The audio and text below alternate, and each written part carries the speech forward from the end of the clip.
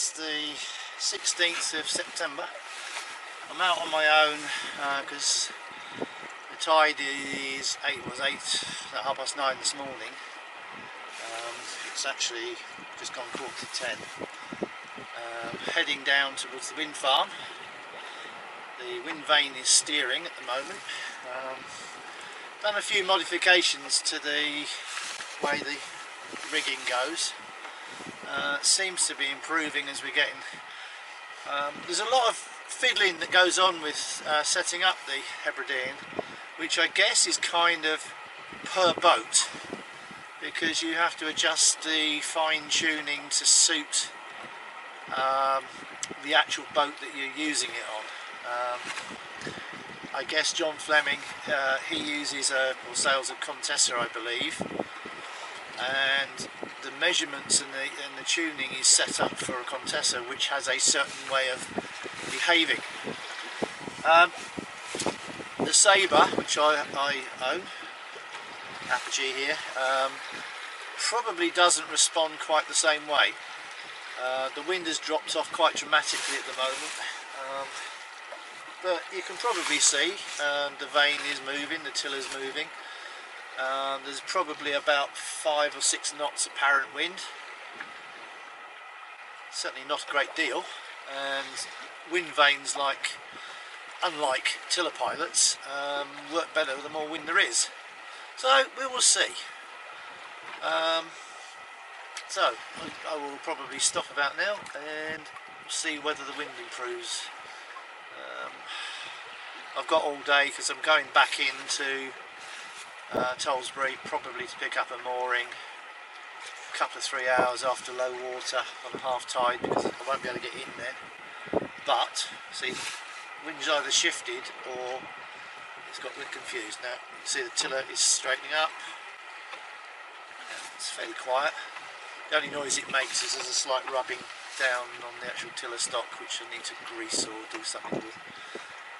So fundamentally, as you can probably see, there's a fishing boat out the back there, and you can see we are correcting course and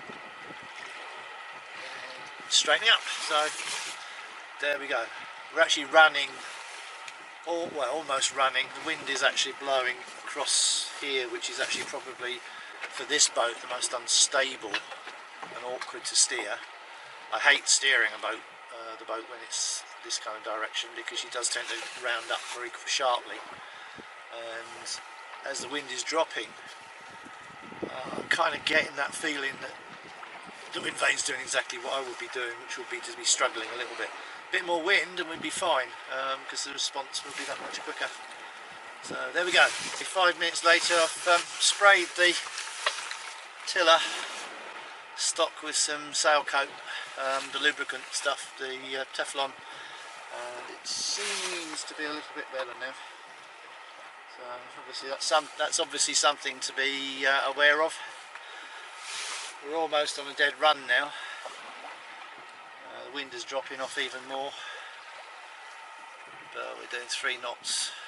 Yeah, 3 knots, which is probably a knot of tide now, but whatever. So the vane is steering, so which is the main point. I still think there are some adjustments I need to make. The previous homemade one I had on the boat, the control lines went to the top of the where the turret is there, and I'm not sure that isn't a better solution on this boat. It really depends on the boat. So I mean, I've built this as per plan. Something I guess which should be blindingly obvious, but is just a matter of perception, I guess. If you're used to a tiller pilot and you set it on course 090, you know that pretty much you're going to go in a straight line. With a wind vane, obviously, it tries to hold a course in relation to the wind that is blowing. Now, I'm out here in the middle of the River Blackwater, and There's a mooring buoy drifting past us. I hope that's attached to nothing.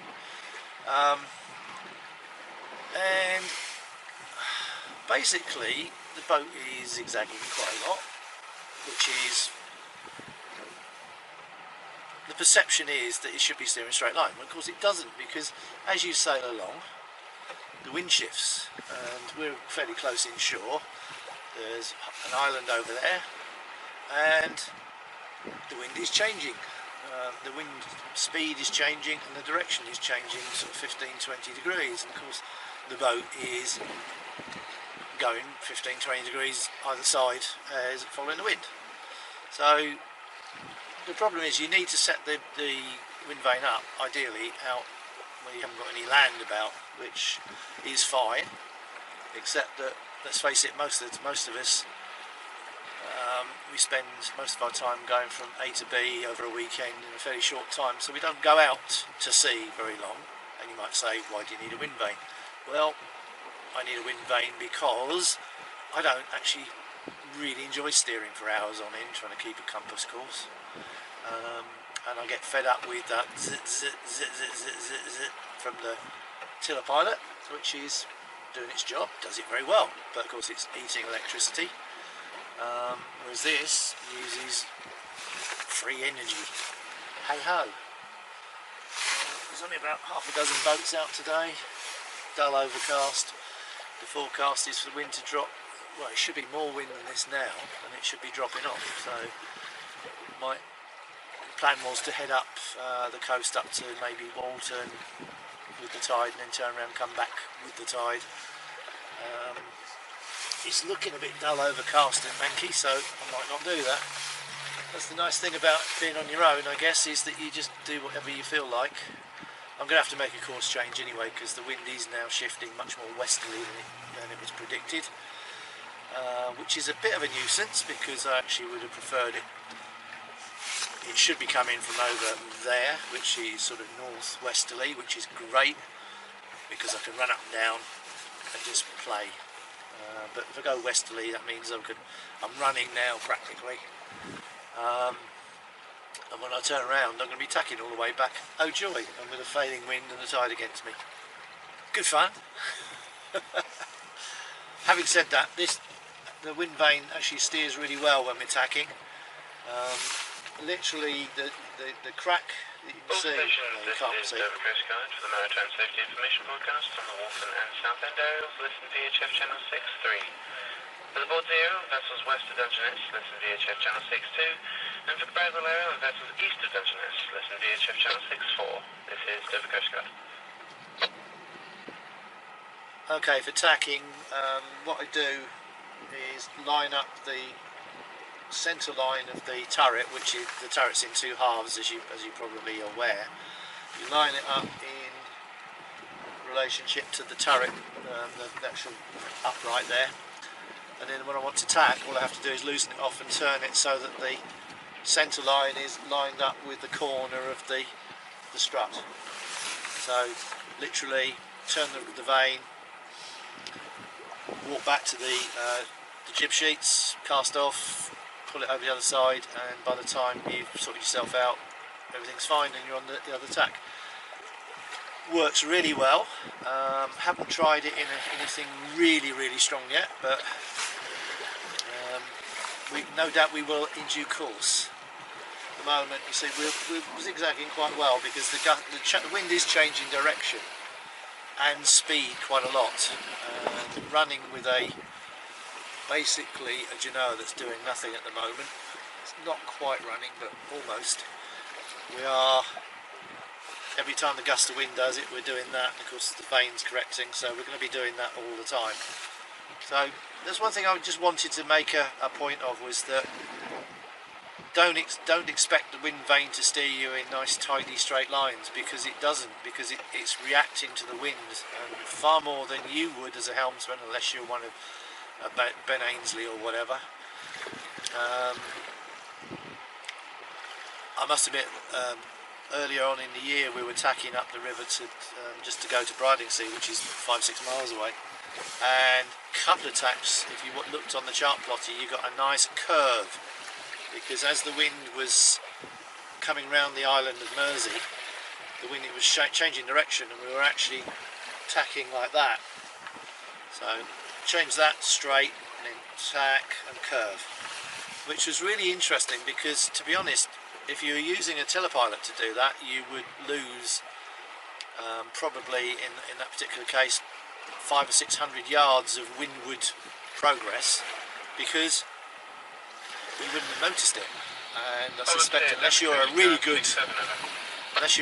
helmsman and you are really aware of what's going on, which most people who are cruising aren't, I think, myself particularly included. I'm a lousy helmsman when it's like this. Yeah, so perception. Wind vanes are going to feel like they're wild and woolly and they're going everywhere, which way but loose. They're not, because they're following the wind. Okay, I've changed course. We're pretty much on a beam reach now. Literally just turn the turret, because it's getting a bit horrible looking, so I'm not going to go all the way up to Walton and slog back. So basically what I've done is just turned and we'll poodle about. We're heading into the coal at the moment. I might go in there a bit and then turn around and tack back, and then anchor up somewhere, have some lunch in a bit. But hopefully you can see now that the boat has picked up speed. We're doing nearly 5 knots now, and you can see, I think, that the wind vane is now really in control. It's not wandering about so much because the wind is more steady, or apparently more steady. The apparent wind is more apparently steady. You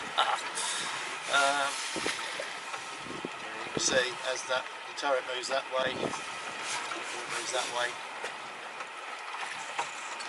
I would expect gradually, if we kept this film running, that the wind will start cutting round the edge of Mersey Island, and we will actually change course. But as you can see at the moment, if you can see the wake out the back there, it's pretty straight. Okay, there's a little wobble every now and again, but I think any telepilot, any helmsman will probably give you that. And there we go. Wind's dropped again now, so 4.1 knots. So I might well just carry on turning a bit more and start beating back up.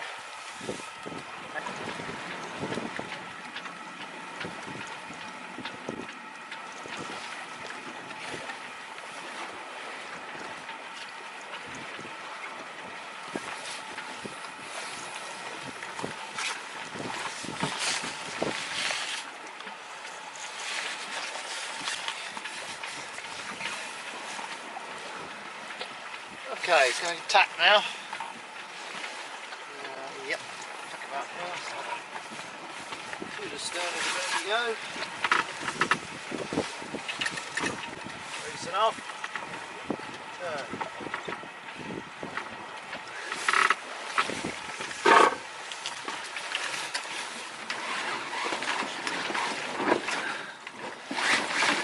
Sheet off.